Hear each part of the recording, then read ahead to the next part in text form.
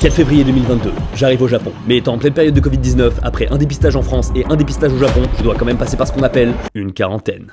La majeure partie du temps, c'est 3 jours, mais là, juste pour me faire plaisir, ils en ont mis 6. 6 jours de quarantaine stricte où je ne peux pas sortir dehors, je dois manger des plats froids et où je ne peux pas ouvrir ma fenêtre. De toute façon, elle ne s'ouvre même pas. Les 3 premiers jours, c'est plutôt rigolo, mais après, ça devient un enfer. Surtout que même pendant la livraison des repas, on doit rester bien confiné dans nos chambres. Mettre juste un pied dehors est considéré comme étant illégal.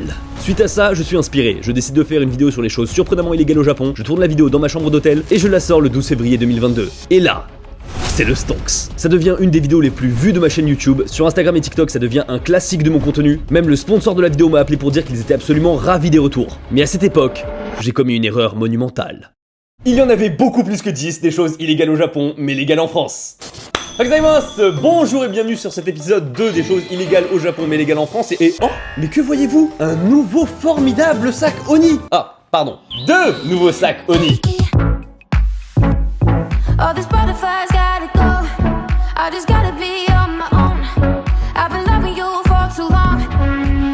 2 nouveaux sacs, un nouveau hoodie, un pins et un porte-clés. Ce sont les nouveautés pour la rentrée sur Oni. Cette fois-ci, pour les nouveaux sacs Oni, on a fait en sorte de solidifier à mort les lanières. Vraiment, regardez, on a mis du Kevlar cette fois-ci, voilà, c'est bien attaché, vous êtes tranquille. C'est toujours dans une texture simili-cuir et vu que je les utilise, forcément, il faut que mon ordi 16 pouces puisse rentrer à l'intérieur avec sa housse. Il y a même des aérations comme ça avec des alvéoles dans le dos pour éviter que tu transpires à mort lorsque tu le portes. Vraiment, on a pensé à tout. Pour le hoodie, c'est sur la base d'un t-shirt qui avait vraiment fonctionné à mort et donc du coup, je me suis dit pourquoi pas faire une variante hoodie. Et j'en ai pas parlé sur cette chaîne, mais il y a aussi l'arrivée du kimono Sakura qui a débarqué il y a un petit moment maintenant sur la boutique et aussi le retour des précommandes du hoodie Sakura. Je sais qu'il plaît énormément. Il y en a, les précommandes, allez-y. Il y a aussi le restock du kimono coton noir, bref, il se passe beaucoup de choses pour la rentrée. Vous avez le lien dans la description et n'oubliez pas, vous avez les frais de port gratuits en France métropolitaine à partir de 100 €. Bon, on est parti. Tokiwoki, clonage, faire des duels, ça ce sont des choses illégales au Japon dont je vous ai déjà parlé. Le dernier point d'ailleurs, j'ai réussi à trouver quelque chose que pratiquement tous les Français au Japon font et pourtant ça reste illégal. Mais on commence tout de suite avec un premier point qui est malheureusement très commun en France et qui est pourtant illégal au Japon. Mendier. On ne voit jamais de sans-abri au Japon. Jamais, jamais, jamais. Cette phrase est complètement fausse. Il y en a dans des quartiers reculés, dans des manga cafés ou même dans des parcs abandonnés. En revanche, dire la phrase « on ne voit jamais de mendiants au Japon », ça, c'est vrai. Si en France on ferait que très peu de distinction entre ces deux phrases, au Japon, il y a une énorme différence. Tout simplement parce que la mendicité est illégale au pays du soleil levant. Et oui, j'ai bien vérifié, c'est illégal, pas juste pas pratiqué ou pas dans les codes.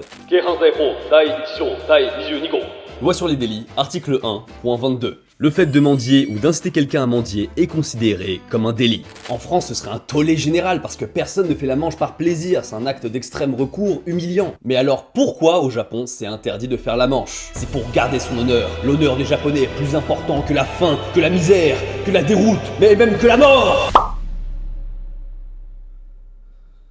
Bon, ça c'est non. Lorsque tu es dans le besoin, l'honneur ce n'est pas une de tes préoccupations principales. Pour vous donner la vraie raison, il suffit de renverser le problème en se posant la question pourquoi les Français, eux, donnent-ils? L'explication trouve sa source dans la religion. L'aumône aux pauvres, c'est une pratique qui vient du catholicisme et progressivement ça s'est inscrit dans la culture. Donner aux plus nécessiteux, c'est faire une bonne action. Et au Japon, ça ce n'est clairement pas la pensée dominante. Au contraire, la religion la plus ancrée au Japon, c'est ne dérange pas autrui.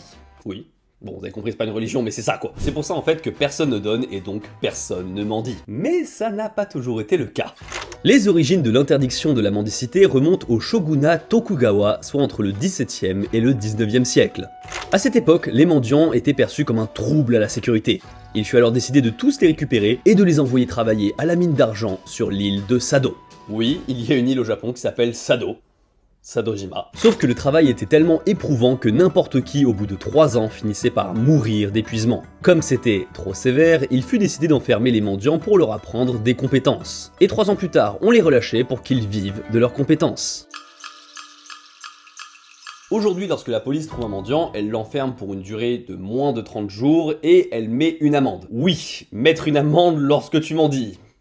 C'est très violent comme concept et l'amende peut monter jusqu'à 10 000 yens, soit 80 €. Mais du coup vous allez me demander, si ils ne mendient pas, comment les sans-abri s'en sortent-ils au Japon? Eh bien ils ramassent des canettes pour en fait les échanger contre un peu d'argent, ils ramassent des magazines aussi dans le métro, surtout sur la Yamanote Line, parce que c'est une ligne qui est continue comme ça, du coup ils peuvent rester indéfiniment, ou bien ils tombent dans des activités illégales, ou encore ils doivent vendre leur corps. Et pour le coup, cette dernière, j'ai lu des trucs vraiment chaud. Mais revenons à la loi, parce que c'est très important de bien définir les termes sur qu'est-ce qui fait qu'on mendie ou non. Un mendiant au Japon est une personne qui fait appel à la sympathie d'une personne et lui demande de l'argent ou les biens nécessaires pour elle-même ou pour sa famille à charge en offrant une contrepartie gratuite ou presque gratuite. Il s'agit aussi d'un acte répété et continu. Mais est-ce que ça ne vous dit rien? Une personne qui demande de l'argent en échange d'une contrepartie gratuite ou presque gratuite? Tokyo, 3 septembre 2021. Nous sommes dans la chambre d'un jeune étudiant tokyoïte, Aki. Comme tous les soirs, il est devant son PC. Mais cette fois-ci, il ne tient plus la pression. Les études, les petits boulots, les dépenses, les charges, le loyer à payer. Son seul répit, c'est le stream. Faire des lives le soir. Mais ce soir-là, Aki se confie un peu trop à sa communauté. Il s'effondre et fond en larmes devant sa caméra. Il n'arrive plus à joindre les deux bouts et a besoin d'argent pour payer son loyer. Heureusement pour Aki, sa communauté est fidèle. Elle le soutient. Et en quelques minutes, miracle, Aki reçoit l'équivalent de 500 € en yens, de quoi payer largement son loyer de ce mois-ci. C'est l'émotion pour tout le monde. Les larmes de tristesse deviennent des larmes de joie. Toutes les personnes sur le live sont ravies pour Aki. Et les généreux donateurs le sont tout autant. Malheureusement, Aki, quelques jours plus tard, reçoit dans sa boîte aux lettres une convocation pour comparution immédiate. Infraction à la mendicité sur Internet. Et oui, la mendicité au Japon, ce n'est pas que dans la rue. La loi japonaise ne fait pas d'exception sur les comportements sur Internet. Et il y a eu plusieurs cas de streamers au Japon qui ont eu des poursuites judiciaires pour avoir un peu trop tiré sur la corde sensible lorsqu'ils demandaient de l'argent. Après, je vous rassure, il faut vraiment qu'il y ait cette notion de pitié dans le fait de mendier. Par exemple, faire un crowdfunding ou mettre un sub-goal, ce n'est pas considéré comme mendier au Japon. Tant qu'il y a un objectif derrière autre que subvenir à ses besoins de manière explicite, vous êtes tranquille. Produire de l'alcool à la maison. Les Japonais et l'alcool, c'est plus qu'une histoire d'amour. On a le droit de boire dans la rue, dans les trains, on a le droit d'être raide mort dans la rue, dans les trains. Mais bon, il y a quand même des campagnes de prévention qui sont faites par le gouvernement japonais pour prévenir sur les dangers de l'alcool. Pas du tout, c'est une blague! Le gouvernement japonais incite les jeunes japonais à boire plus! Alors, on dirait une blague, mais c'est tout à fait réel, et je pense que vous n'êtes pas passé à côté de cette information. C'est l'Agence nationale des impôts japonais qui remarque depuis 1995 les recettes concernant la taxe sur l'alcool diminuent d'année en année. Oh non, c'est grave! La raison est simple, c'est parce que la consommation d'alcool baisse, et ça surtout chez les jeunes japonais. Et pourtant, ces taxes en 2020, c'est-à-dire la plus petite barre du graphique, représentent quand même 1,7% de toutes les taxes du pays. C'est pour ça que, alarmés par la situation inacceptable, les hauts fonctionnaires du gouvernement japonais ont décidé de lancer une campagne publicitaire pour que les jeunes japonais consomment plus d'alcool.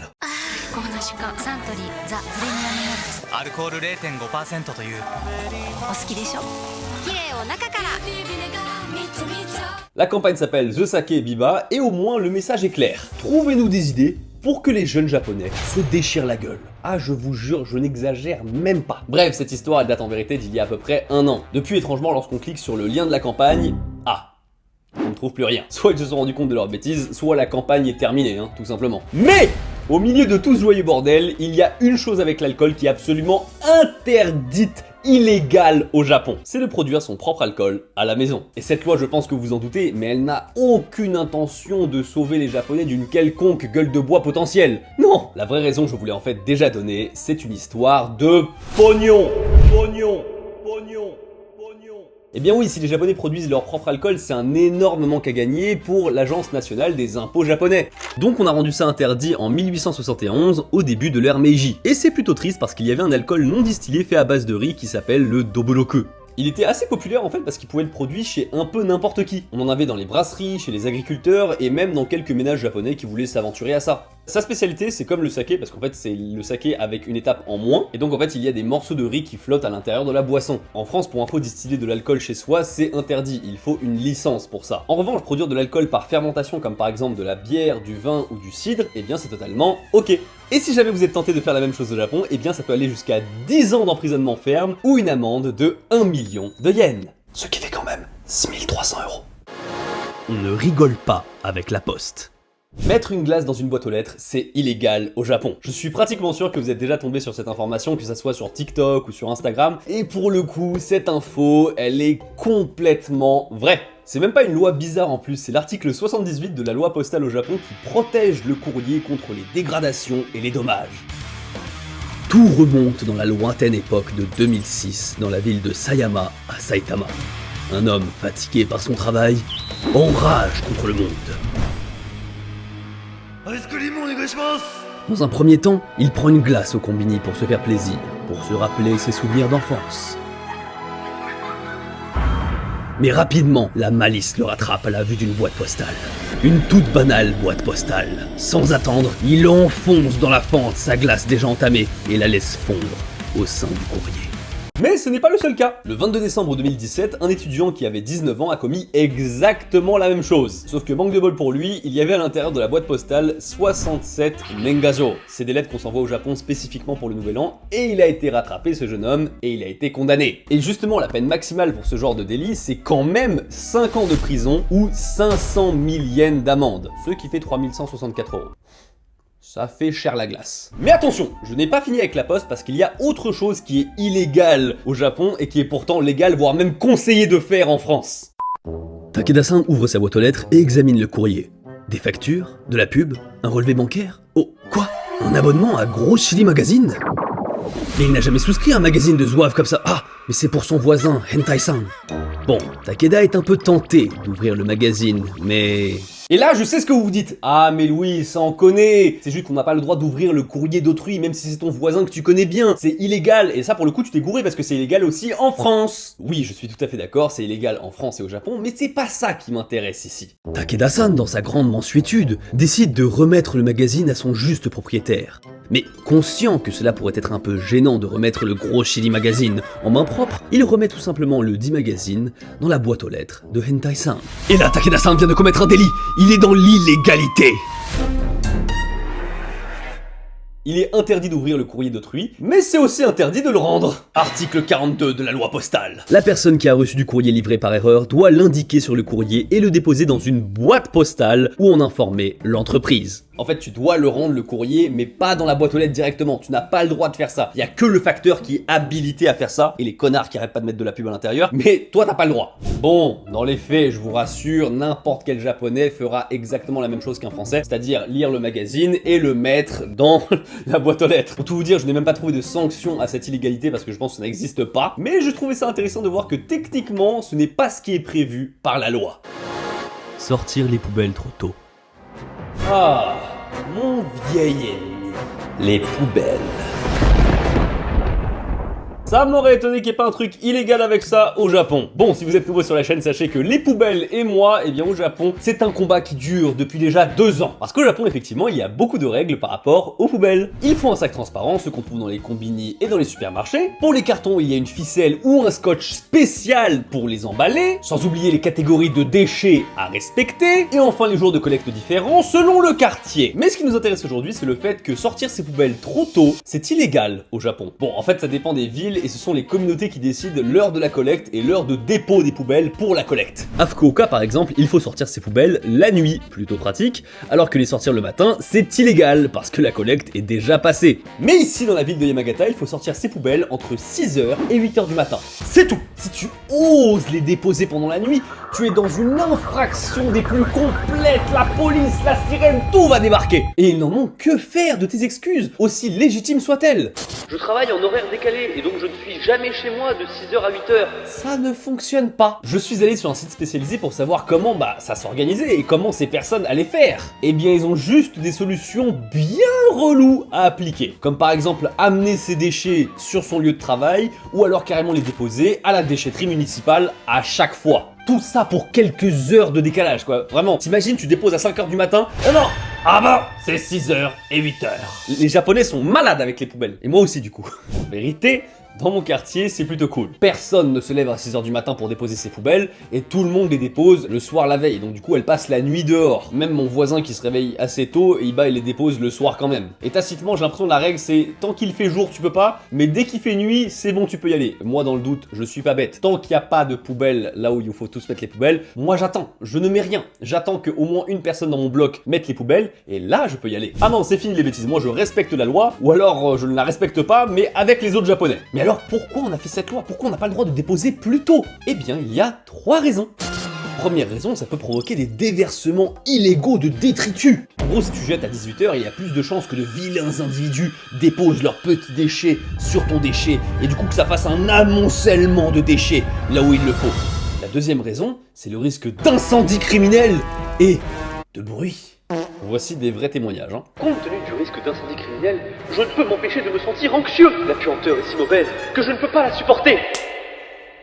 Raison numéro 3, il y a un risque que les poubelles soient attaquées par des animaux. Alors on a normalement un filet de protection, mais visiblement le filet ne peut pas contenir éternellement l'envahisseur. Bon ok, je fais preuve d'un peu de mauvaise foi. L'idée c'est que plus les poubelles sont longtemps à l'extérieur, plus il y a de chances qu'une de ces choses se produise. Si seulement on avait un récipient volumineux en PVC pour protéger les poubelles et pour les contenir de manière un peu plus esthétique. Ah là là, mais si seulement on avait un objet comme ça, mais oh, que vois-je dans le ciel? Le peigne à ordures signal.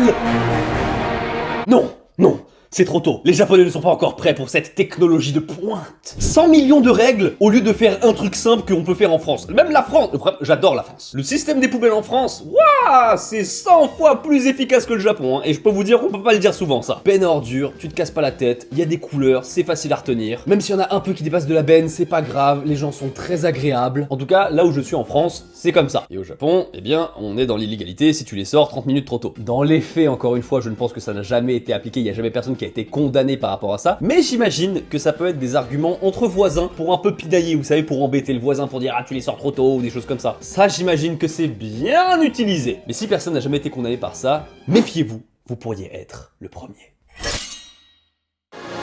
Vivre séparément en étant marié.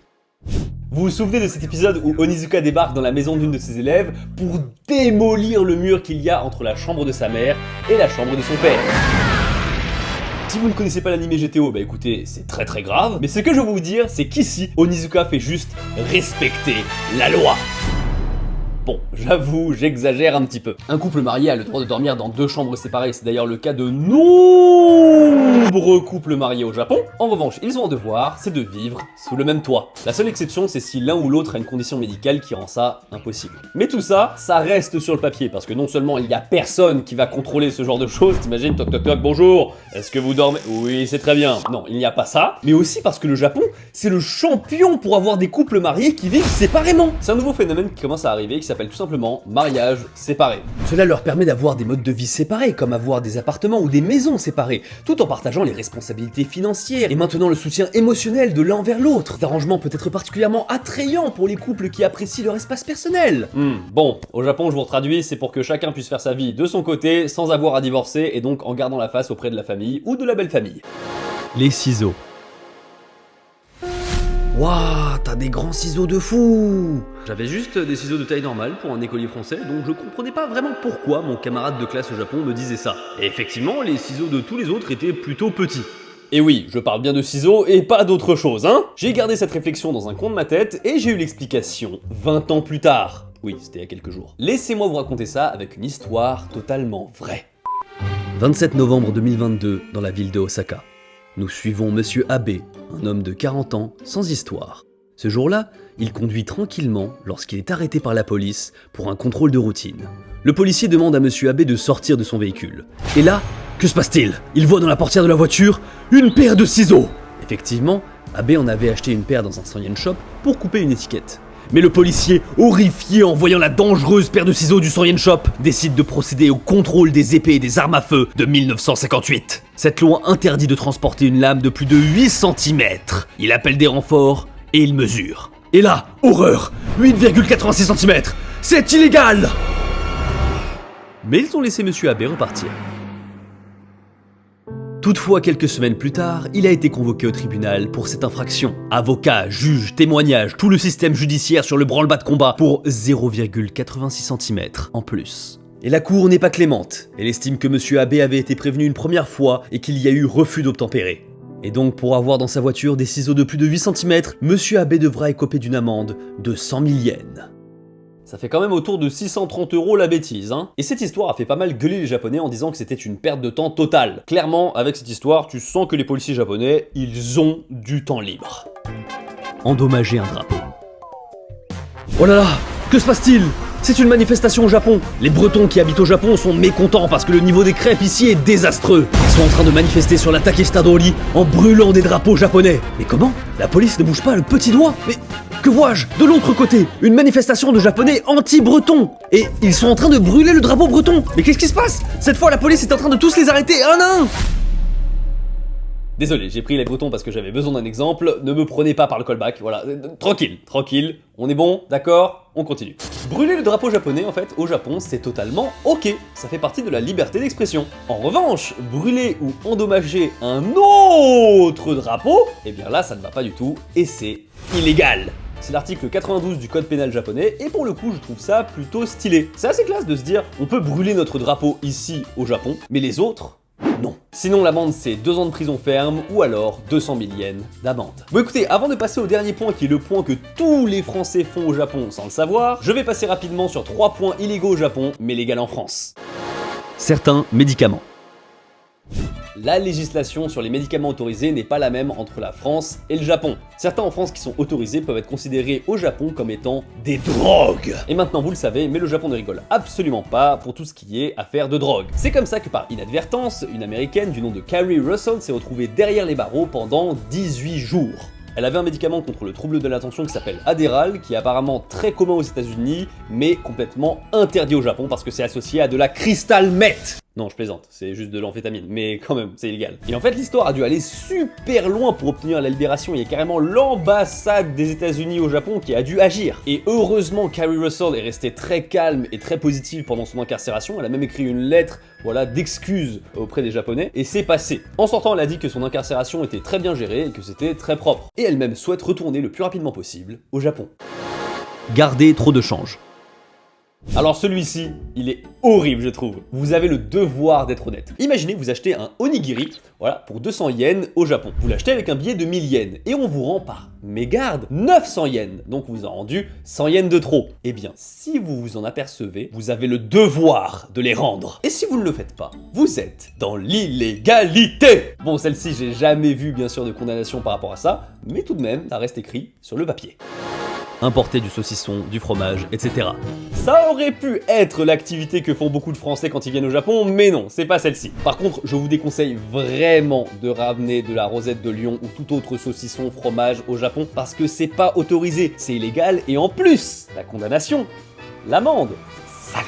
En tout cas, c'est plus salé que le saucisson que vous allez amener. 3 ans de prison ferme ou 3 millions de yens à payer. Ça fait autour de 20 000 €, ça fait pas plaisir. Mais si vous vous pensez plus malin que tout le monde et que vous commencez un business d'importation de saucissons et de fromage pour satisfaire les Français qui sont au Japon, eh bien bon, vous êtes très gentil d'une part, mais si vous vous faites choper, l'amende monte à 50 millions de yens. Ça fait 320 000 €. Et c'est quoi 320 000 € après tout ? Je veux dire, le prix d'une baraque au Japon ?